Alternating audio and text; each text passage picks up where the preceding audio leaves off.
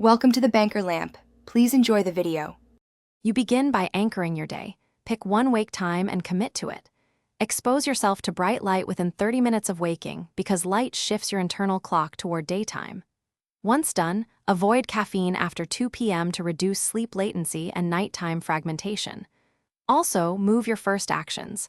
Hydrate, expose skin to daylight, and resist snoozing.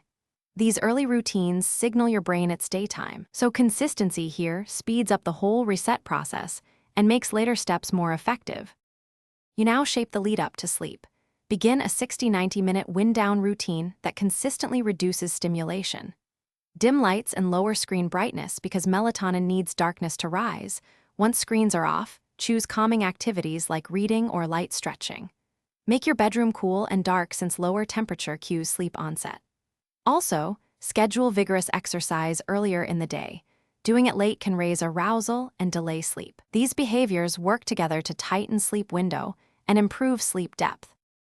You finish by fine-tuning with data. Track sleep and daytime factors for 2 to 4 weeks so patterns emerge and you can adjust precisely.